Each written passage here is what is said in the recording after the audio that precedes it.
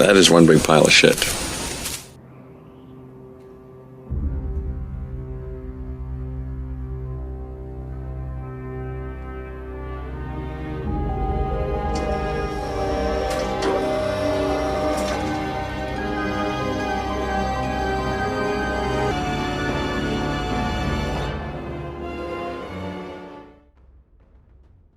Hello and welcome back to the channel. So Sony or PlayStation have decided to bring out a PlayStation 5 Slim, which is great. You know, the sort of the principle of a slim version of a console is that because over time products get cheaper, hardware gets cheaper, manufacturing's cheaper, everything's cheaper. So what you do is you can reduce costs and release a Slim, sort of add some stuff to it, sort of a more sort of a better price for the consumer, just to draw people in. Because I mean, the consoles have been out 3 years, so you know, Slims generally happen, and that's why you get mid-gen refreshes and all, because you can sort of, the parts are cheaper and stuff like that. And you can get out sort of a better console for pretty much the original console price, or maybe less.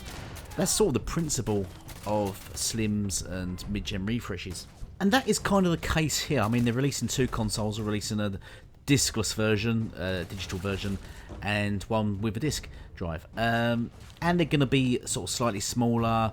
They're going to weigh less. They're going to have a few more terabytes. I think just one extra terabyte of hard drive space.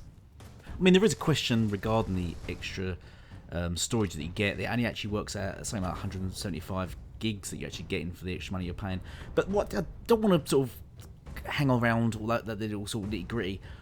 I've got some questions regarding sort of the price, the value of this thing. So, as it states here, and this is in sterling pounds, it's covering here, the new device is 30% smaller and up to 24% lighter than the original, which is great. It's getting smaller and costing less to produce, I imagine, because it's smaller.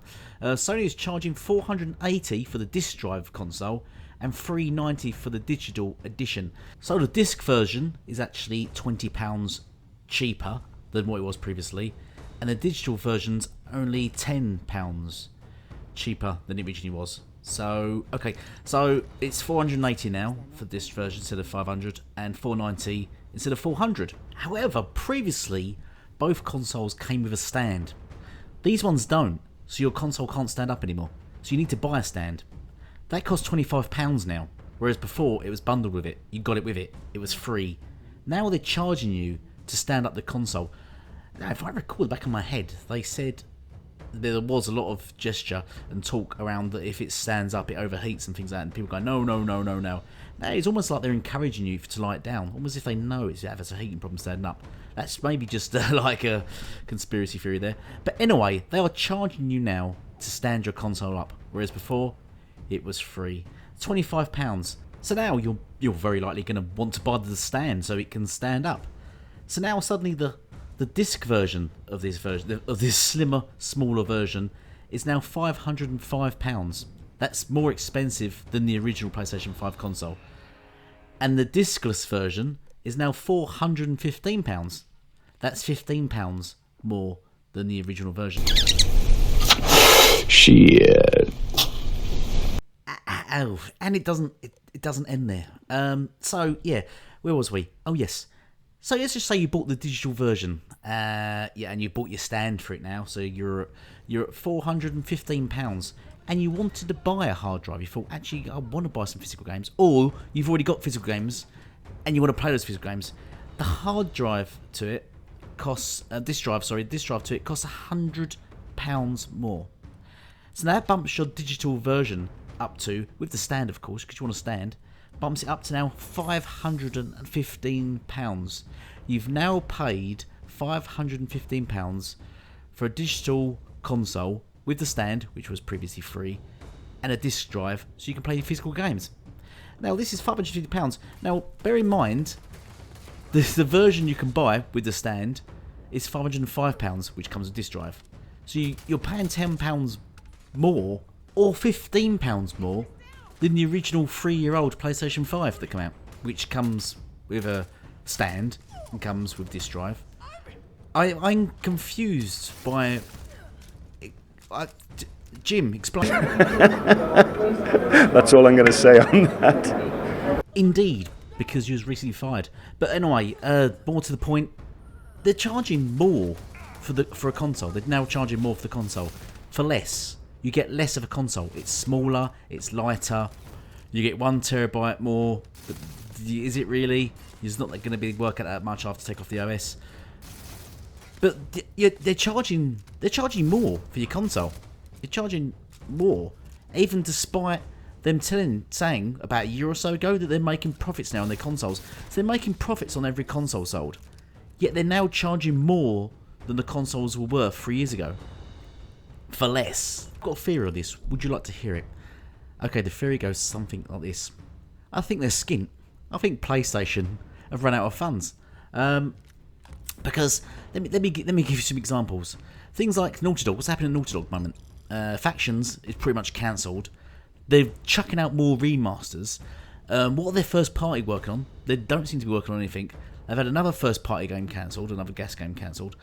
They're releasing hardware which is stupidly overpriced.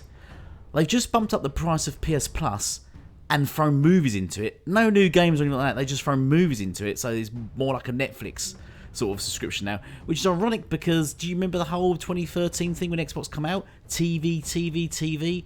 Sony has literally turned their service now into a Netflix service, and that's okay. Everyone's fine with that. It's fine, absolutely. Sony pursuing TV and charging for TV, fine. It's good. It's okay. Nothing to see here.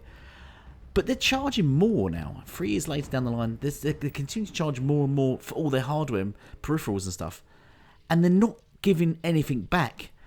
Now, this just tells me that they're just low on funds. I mean, they keep reporting profits. But they're reporting profits. Why are you just giving none of it back? Why are the gamers? I want to know, PlayStation fans, why are you actually, if you're always throwing this at Xbox gamers, why are you not demanding better?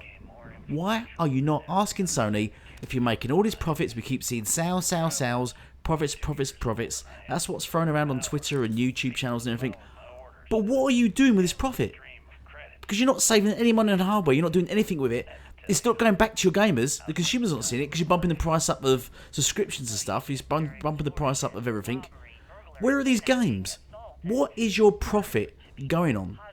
And that, hence my theory, is I don't think they've got them. I think they're just exaggerating profits, or they're misleading on profits, or they've just got no money. I don't know what they're spending on. They've got no money. Well, I hope you enjoyed the video. Please drop a share and a like and a sub. Really appreciate it. Let me know in the comments below. I'd love to hear your thoughts on this, especially if you're a PlayStation gamer. Will you be buying this console? But, you know, we've always got to look on the bright side. At least you can still buy the original consoles and you're not forced to buy the more expensive, lesser version. Well, that's just awful. I didn't sign on for this.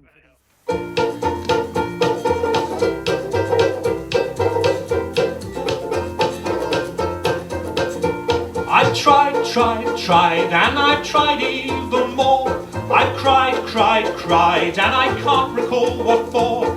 I pressed, I pushed, I yelled and begged in hopes of some success. But the inevitable fact is that it never will impress.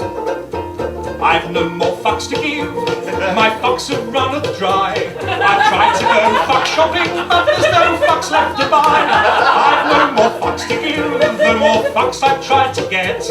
I'm over my fuck budget and I'm now in fucking debt.